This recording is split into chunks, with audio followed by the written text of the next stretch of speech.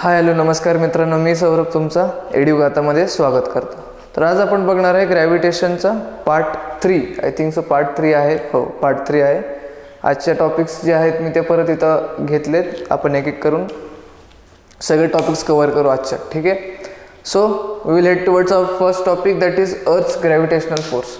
काय असतं earth's gravitational force? आता कालच्या लेक्चरमध्ये तुम्ही बघितलं असेल, कालच्या आणि परवाच्या लेक्चरमध्ये ग्रॅव्हिटेशन काय असतं सांगितलं मी. ठीक आहे. कालच्या लेक्चरमध्ये सांगितलं ग्रॅव्हिटेशनल फोर्स काय असतं ते पण सांगितलं. आता आजचा टॉपिक आहे earth's gravitational force. Earth's gravitational force म्हणजे काय? आता मी तुम्हाला ग्रॅव्हिटेशनमध्ये सांगितलं होतं, जेव्हा दोन मासेस एकमेकांकडे अट्रॅक्ट होतात. ठीक आहे, त्याला आपण काय म्हणतो? ग्रॅव्हिटेशन. म्हणजे आणि ग्रॅव्हिटेशनल फोर्स काय असतो? जेव्हा दोन मासेस एकमेकांकडे अट्रॅक्ट होतात, मग त्यांच्यामधला जो फोर्स ऑफ अट्रॅक्शन आहे त्याला आपण ग्रॅव्हिटेशनल फोर्स म्हणतो. बरोबर. आता अर्थ्स ग्रॅव्हिटेशनल फोर्स म्हणजे काय? सेम ग्रॅव्हिटेशनल फोर्स तसंच राहणार आहे. काय असतो ग्रॅव्हिटेशनल फोर्स? जेव्हा दोन मासेस एकमेकांकडे अट्रॅक्ट होतात तर त्यांच्यातला फोर्स. ठीक आहे. बट आता त्या दोन मासेस मधला एक मास कन्फर्म आहे, तो आहे अर्थ. काय आहे तो? अर्थ आहे. म्हणजे दोन मासेस आपण जे कन्सिडर करत होतो त्यातला एक मास आता काय असणार आहे? अर्थ असणार आहे. म्हणून आपण याला काय म्हणणार आहे? Earth's gravitational force. ठीक आहे. सो ठीक आहे. तर अर्थ्स ग्रॅव्हिटेशनल फोर्स काय असेल? अर्थ attracts every object on the अर्थ टुवर्ड्स इट सेल्फ. म्हणजे अर्थवरती कुठलीही ऑब्जेक्ट तुम्ही बघा, अर्थ काय करतो? त्याला त्याच्या स्वतःकडे अट्रॅक्ट करतो. का? Because the centre of gravity of earth is in the centre of the earth. That's why earth attracts every object on the earth towards it. मी कसं ते सांगतो तुम्हाला. समजा हे अर्थ आहे, हे काय? अर्थ आहे. ठीक आहे. आणि इथं सेंटर ऑफ ग्रॅव्हिटी अर्थची एकदम सेंटरला आहे. कुठलीही ऑब्जेक्ट घ्या तुम्ही. समजा आता तुम्ही इथं एक चेअर पकडा. ठीक आहे. अर्थवरती एक चेअर ठेवली आहे, तर अर्थ काय करणार आहे? त्या चेअरला आपल्याकडे ओढून घेणार आहे. दॅट्स वाय कुठलीही ऑब्जेक्ट तुम्ही अर्थवर बघा, ती ग्रॅव्हिटीमुळं खाली पकडून ठेवली गेली आहे. ठीक आहे. अर्थ काय करताय? ह्याला आतमध्ये ओढतंय. ठीक आहे. परत कुठलीही ऑब्जेक्ट घ्या तुम्ही. समजा तुम्ही एक बॉल फेकला वरती. ठीक आहे. बॉल फेकला वरती तुम्ही. समजा इथून एक बॉल फेकला वरती. एका लिमिट नंतर तो बॉल काय होणार आहे? परत खाली अट्रॅक्ट होणार आहे. कळलं तुम्हाला? Because centre of gravity attracts every object towards the अर्थ. कळतंय तुम्हाला? समजलं पहिलं टॉपिक. आता जाऊया आपण पुढच्या टॉपिकला, earth's gravitational acceleration. Earth's gravitational acceleration. ठीक आहे. काय असेल earth's gravitational acceleration? The gravitational force. ठीक आहे. The gravitational force due to earth on a body results in its acceleration. That acceleration is called as earth's gravitational acceleration. कळतंय काय म्हणतो मी? परत एकदा सांगतो बघा. The gravitational force on a body due to earth. म्हणजे समजा ही बॉडी आहे मार्कर. ठीक आहे. आता मी ह्याला पकडलाय. जसं मी मागच्या लेक्चरमध्ये तुम्हाला दाखवलं होतं की मार्करला सोडल्यावर काय होणार आहे? मार्कर खाली पडणार.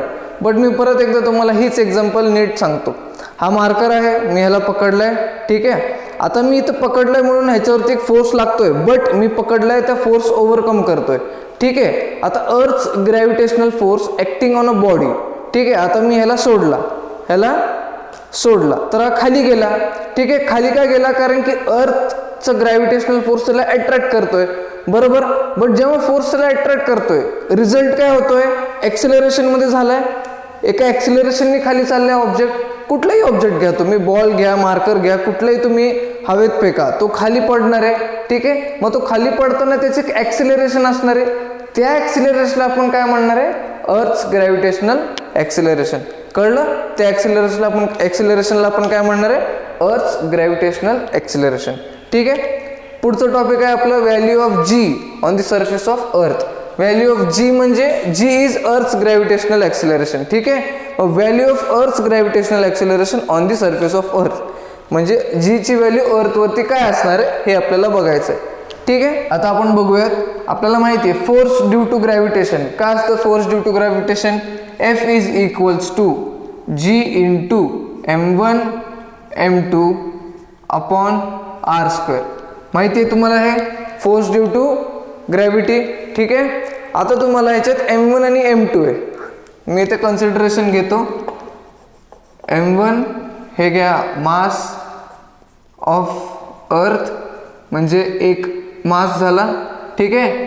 m2 घ्या, mass of an object. m2 काय घेणार आहे आपण, मास ऑफ ऑब्जेक्ट, ठीक आहे.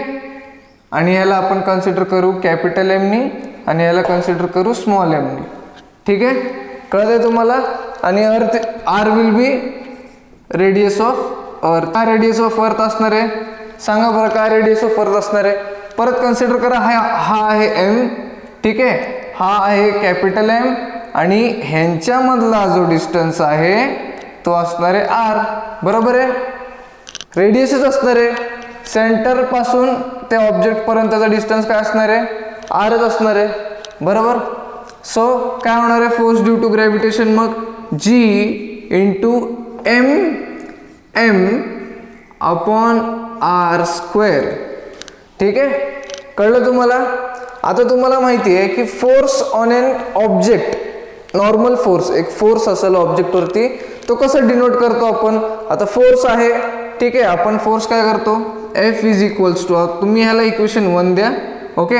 Force is equals to mass into acceleration. But या चेअरवरती फोर्स कुठल्या साईडला लागते, खालच्या साईडला, force due to gravity. So force काय राहणार आहे इथं, force is equals to m into g, बरोबर आहे. ह्याला इक्वेशन 2 द्या. आता तुम्हाला माहिती आहे force is equals to m by r square आणि force is equals to m into g. या दोन इक्वेशनला इक्वेट करा. इक्वेशन 1 आणि 2 ला जर इक्वेट केलं तर काय भेटेल तुम्हाला, m by r square is equals to m into g, ठीक आहे. ह्याच्यातून स्मॉल एन कॅन्सल आउट होऊन जाईल. मग ह्याच्यातून तुम्हाला काय भेटेल, g is equals to gm by r square. हा एक्सप्रेशन आहे ग्रॅव्हिटेशनल ॲक्सेलरेशनचा. कळला. हा कशाचा एक्सप्रेशन आहे, gravitational acceleration g is equals to gm by r square. आता आपल्याला त्याची व्हॅल्यू काढायची आहे सरफेस ऑफ अर्थ वरती, ठीक आहे. सो सरफेस ऑफ अर्थ वरती, ठीक आहे. तर g ची व्हॅल्यू काय असते, कॅपिटल G ची value on surface of earth 6.67 into 10 to the power -11 newton metre square per kg square, ठीक आहे. तसंच m ची व्हॅल्यू काय असते, mass of earth is 6 into 10 to the power 24 kg, बरोबर आहे. रेडियस ऑफ अर्थ आत काय असणार आहे आपला, 6.4 into 10 to the power 6 metre. आता तुम्हाला या तिन्ही व्हॅल्यू जर या इक्वेशन मध्ये टाकलं तर gravitational acceleration on the surface अर्थ भेटून जाईल. सोपं आहे, काय अवघड नाही आहे त्याच्यात. g is equals to 6.67 into 10 to the power -11 into 6 into 10 to the power 24 upon 6.4 into 10 to the power 6 चा स्क्वेअर. कळत आहे, व्हॅल्यूज टाकले. आता जर तुम्ही ह्याला सॉल्व्ह केलं तर तुम्हाला इथून भेटेल g is equals to 9.77 metre per second square. कळलं. ग्रॅव्हिटेशनल ॲक्सेलरेशनची व्हॅल्यू काय भेटली तुम्हाला, g is equals to 9.77 metres per second square. हे काय ऑन सरफेस अर्थ, कशावरती आहे, ऑन सरफेस अर्थ. आता ही जी g ची व्हॅल्यू आहे ही प्रत्येक प्लॅनेटवरती किंवा प्रत्येक वेगवेगळ्या सरफेस, आता तुम्हाला अर्थवरती व्हॅल्यू काढली, मग वेगवेगळ्या प्लॅनेटवरती g ची व्हॅल्यू वेगळी असणार आहे, ठीक आहे. आता आपण पुढच्या टॉपिककडे जाऊया. आपला पुढचा टॉपिक आहे variation in value of g. Variation in value of g म्हणजे काय, g ची व्हॅल्यू कशी व्हॅरी होते, म्हणजे कशी चेंज होते along the surface of earth. म्हणजे हे अर्थ असेल तर ह्या अर्थच्या सरफेसवरती जी ची व्हॅल्यू कशी डिफर होते का नाही होते. जर होत असेल तर काय फॅक्टर्सने डिफर होते हे आपल्याला काढायचं आहे, ठीक आहे. तर त्याच्यासाठी पहिला फॅक्टर आहे आपला first factor is change along the surface of the अर्थ. म्हणजे सरफेस जो आहे अर्थचा त्याच्या अलॉंग चेंज होणारी व्हॅल्यू ऑफ जी कशी चेंज होत असेल तर रेडियस ऑफ अर्थ काय असतं, काही ठिकाणी वेगळं असतो. तर आता जसं तुम्हाला सांगतो मी, रेडियस ऑफ अर्थचा जो रेडियस आहे तो त्याच्या इक्वेटरला लार्जेस्ट असतो आणि त्याच्या पोल्सला स्मॉलेस्ट असतो. कळला. इक्वेटर जो आहे अर्थचा तिथे अर्थचा रेडियस काय असतो, लार्जेस्ट असतो. आणि जिथं पोल्स आहेत अर्थचे तिथे त्याचा रेडियस काय असतो, कमी असतो. आता रेडियस कमी झाल्यामुळं म्हणजे सरफेस चेंज झाल्यामुळं काय होणार आहे, तुमचा व्हॅल्यू ऑफ जी बदलणार आहे. कारण की जी तुम्हाला माहिती आहे जी इज इक्वल्स टू gm/r². बरोबर. मग व्हॅल्यू ऑफ आर चेंज झाली तर जी ची व्हॅल्यू चेंज होणार आहे. बरोबर आहे. ठीक आहे. आपण आता दुसरा फॅक्टर आहे आपला ह्याच्यात. ठीक आहे. आपला दुसरा फॅक्टर काय आता ह्याच्यात चेंज इन हाईट. काय आहे change in height. Change in height म्हणजे काय. समजा हे अर्थ आहे. ठीक आहे. एक एरोप्लेन आहे इथं. ठीक आहे. समजा इथं एक एरोप्लेन चाललंय. हे अर्थ सरफेस आहे आणि इथं एरोप्लेन चाललंय. सो ह्यांच्यामधला डिस्टन्स समजा आहे 10 किलोमीटर्स. किती आहे. Aeroplane is flying about the 10 kilometres from the earth surface of the अर्थ. ठीक आहे. एरोप्लेन 10 किलोमीटर वरून चाललाय. आता काय होणार आहे तुम्ही मला सांगा. सेंटर ऑफ अर्थ कुठे आहे. इथं आहे. ठीक आहे. सेंटर ऑफ अर्थ पासून जर ऑब्जेक्ट इथं असेल तर त्याचा रेडियस एवढा डिस्टन्स आपण घेणार आहे. बरोबर. जर सरफेस ऑफ अर्थ वरती असेल तर रेडियस एवढा डिस्टन्स येणार आहे आर येणार आहे. आणि जर हाच ऑब्जेक्ट म्हणजे एरोप्लेन इथून तो 10 किलोमीटर अजून वरती आहे मग हा रेडियस प्लस एवढा डिस्टन्स ऍड होणार आहे. कळतंय तुम्हाला. म्हणजे जसं जसं हाईट वाढत जाईल ऑब्जेक्टचा तसं तसं तुमचा जो डिस्टन्स आहे distance between centre of gravity of अर्थ आणि ते ऑब्जेक्ट हा वाढत जाणार आहे. आणि जसं जसं तुमचा डिस्टन्स आर वाढत जाईल तशी तशी व्हॅल्यू ऑफ जी कमी होणार. बरोबर. जी व्हॅल्यू ऑफ जी काय होणार आहे कमी होणार आहे. बट तुम्हाला परत डाऊट येत असेल की एरोप्लेन हा 10 किलोमीटर वरून जातोय तर व्हॅल्यू ऑफ जी चेंज होणार आहे का. तर तेवढी चेंज होत नाही. का तर मी सांगतो तुम्हाला. आता बघा रेडियस ऑफ अर्थ किती असतो 6400 किलोमीटर. बरोबर. रेडियस ऑफ अर्थ किती असतो 6400 किलोमीटर. ठीक आहे. आता त्याच्यात जर 10 किलोमीटर वरती जर जात असेल एरोप्लेन तर काय होणार आहे रेडियस. मग त्याच्यात 10 ऍड करा मीन्स 6410 किलोमीटर. आता 6400 किलोमीटर आणि 6410 किलोमीटर ह्यात काही जास्त चेंज नाही. एकदम निग्लिजिबल चेंज आहे. त्यामुळे जी ची व्हॅल्यू एकदम निग्लिजिबल चेंज होईल किंवा चेंज होणार सुद्धा नाही. कळलं.